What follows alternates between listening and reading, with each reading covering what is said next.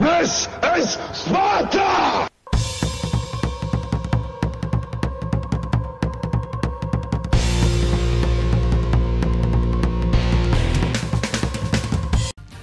Hello everybody and welcome back to World of Tanks. My name is Spartan Elite 43 and tonight we're back in the Mouse Droid. We are in the SPA Panzer 1C, the Tier 7 German light tank. Unfortunately it doesn't have an autoloader like it used to, but you know, sometimes you gotta do the best you can. Now unfortunately this scout, and I've said it before, cannot scout very well because it's literally barely able to see past what others can see it at, and that's no bueno. Generally, as a scout, you want to stay outside of detection range, but with this thing, you pretty much have to get into detection range to see anything. So, it's not preferable, but it is a thing. So, got a funny story to tell you guys. If you guys had a good weekend, hopefully, let me know in the comments below what you guys did. I worked on my car and Dad's car Saturday, and then I haven't got mine up yet. I had to order a couple more parts. Had to get some sway bar end links for it, the WRX, so we can get it back on the road. I've got the lower control arm. I've got the one on the driver's side off. I didn't bother taking the passenger side off because I needed the sway bar end links before I could put it all back together anyway. So just holding tight on that for the moment. But yeah, funny story. I ended up playing tanks earlier, right? Not this game, but prior to this game.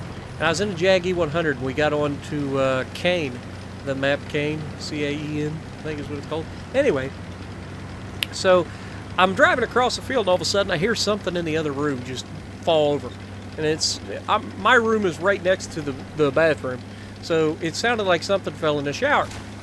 So I knew my dad wasn't in the shower because it's kind of middle of the day. Neither of us really want to go into the shower in the middle of the day, usually in the morning or at night or whatever, but middle of the day it was kind of odd.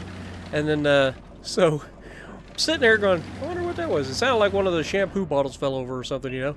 And sure enough, go in to check it out, leaving my team to fend for themselves. And somehow, even though I was preoccupied, I managed to get 500 and some damage. I'm assuming somebody rammed me or fell on top of me. Something along those lines happened while I was AFK.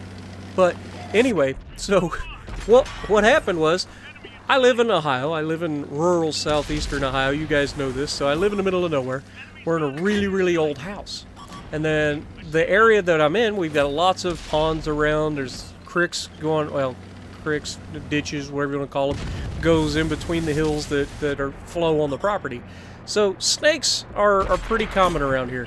And sure enough, we open the shower door, and there's a, I don't know, at least 3 foot, almost a 4 foot water snake, brown water snake. Now, I knew as soon as I looked at it that it was not venomous. It's just a water snake. I've seen them 1,000 times. But they do look a lot like a venomous copperhead, which we have copperheads around here. And they're very dangerous to small children because they do pack quite a bit of venom.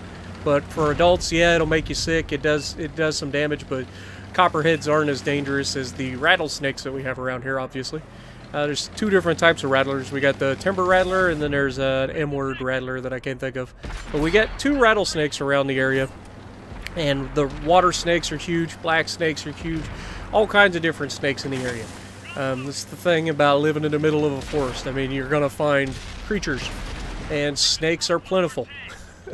But trying to figure out how you're going to get a 3 to 4 foot snake out of your shower without getting bitten, preferably, even though we know, or I knew it wasn't venomous just by looking at it, is fun. So I went outside, got the cool shovel, and we opened the door, and I grabbed the cool shovel, I pin its head down just to make sure I don't get bit.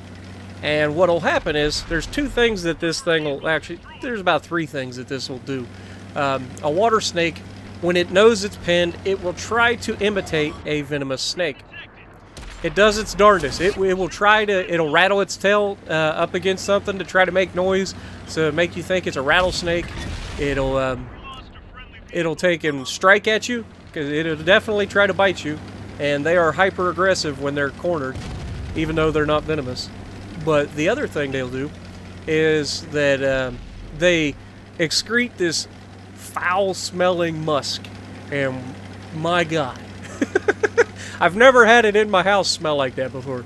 You know, outside it's not too bad because the air's blowing and whatnot, but man, you get that thing into a shower and it starts musking up. Good Lord. That's disgusting. We had to run the shower for like 10 minutes with nobody in it just to try to get rid of it. But yeah, so ended up you prod it a few times with the shovel, it'll do what it does best, which is just coil into a tight ball. And once it coils into a tight ball, you can just scoop it up, take it outside. I ended up killing it just because I didn't want it to end up back in the house. Because what they do is they just crawl up under the siding of your house, go up into the roof, feed off of birds and mice or whatever's in the area. Because, you know, we have an attic, but we don't actually have an attic, you know what I mean? There's a space up there, but it's not used for anything, and we don't have any access to it. And so they feed off of stuff up there, and then they end up falling down between the walls, and they come out of some weird spots. But this house is over 100 and some years old. We try to keep it up as best we can, but only so much we can do. But anyway, so we're in the Spa Panzer. We've got a couple hits so far. We've got some good detections, and then we're putting rounds down range. We get a good hit into the VK there. And then this light tank comes in. Now, I know that he's a two-shot kill, okay, or looks to be a two-shot kill. So I back up, getting ready. I'm going to charge him the moment he comes towards me. And so I miss the shot, so I charge, I ram him. That does a lot of damage to me, but it also tracks him, and now I stay away from his auto-loading gun and finish him off. So sometimes you just got to throw your weight around, even if it ain't very much weight. So we defend ourselves. We've got a little bit of health left. We don't have a whole lot. And now we're going to pull up. We've got a T-54E1, Tier 9. Put a round down range on him. Just under 200 damage. We got somebody shooting back, which I'm assuming is the VK-100. It's definitely an APCR round. It's red coming in, so I'm assuming some sort of premium round. Because there's no Tier 10s, there shouldn't be anybody that fires the APCR standard, I don't think. But yeah, VK-3002 is over there, and down he goes. So there's just a few guys left. There's the E-75 over there. I'm still going to try to get a shot into him, even though I'm very unlikely to do any damage to him. But now they're starting to back out. They're getting away from our view range. So I'm going to start pushing towards them. That'll help, A, keep them spotted, B, help me be able to shoot them. Because you guys know me, I like to get my damage as much as I can. So we're just waiting for a good shot. E-75 appears to be trying to book it. So we're just looking, and look, it looks like his backside's facing us, so I take the shot, and we hit the side of his turret and pin it. And he is, in fact, moving away from us. And he's not long for this world, so just as I get ready to fire, somebody finishes him off. Now, we know there's a Tortoise left. We know that there's a medium tank. The T-54E1 is right here.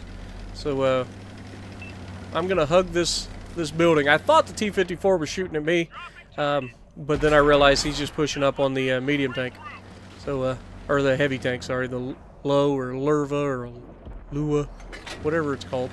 And now the Tortoise just killed the Low. So, that to me says, okay, we've got a Tortoise on the hill to our right. I haven't actually seen it yet, but you know, he just killed somebody. And come on, T-54 lightweight. I shoot ahead, assuming he was going to go down there, and I think I just beat him to it, because he did drive that direction. So, I'm a little bit timid here. I know about where he's at, but I don't know where he'll see me and where I'll see him. And I don't want to come up on the wrong end, because I will be one-shotted by it. It can definitely one-shot me. So, yeah, there's the Tortoise. Put a round on him. Doesn't do anything. Not expecting it to do anything, but I'm spotted the whole time, and I'm like, okay, well, maybe he won't notice me. There's people out in front of him, maybe he won't notice me. They're shooting him, so we're getting the spotted damage for that, and then I'll just sneak up behind him and get some easy farm damage. Unfortunately, he noticed. Oh, nope. Don't do it, Spartan. Get out of there. Using the rock, and then just turn around and run away. It ain't worth it. He will kill you, and you will literally leave a Tortoise to kill your team, and that's not preferable. Now, I go all the way back around, assuming the Tortoise is chasing me, even though You know, he has proven that he has some brain cells already. And I noticed this M55. And I'm like, I'm gonna go kill this M55. Why not? Here's why not. Because I take the shot, slow down, aim in, and there it is. I take half his health, and pop goes the weasel. Tortoise came back over the ridge line and shot me in the boot. It's not preferable. But that's not the end of the game. This Waffle here, I was like, what are you doing, Waffle? He cannot possibly kill you before you aim the shot and kill him. He's going to hurt you, but he can't kill you in the same amount of time. Just aim the shot, get loaded, and finish him. And then he starts driving away again. Luckily, this time, he puts one through him somehow while he's still driving to finish him off. And we win the match. I ended up with 10 hits and 8 spotted targets hit. Not bad. 43,000 silver, 2,200 XP, 1,800 damage, 2,000 assisted, almost 4,000 combined in a Tier 7 light. So if you like what I'm doing, punch the like button, leave a comment below, subscribe to the channel if you haven't already, and as always, I will see you in the next video.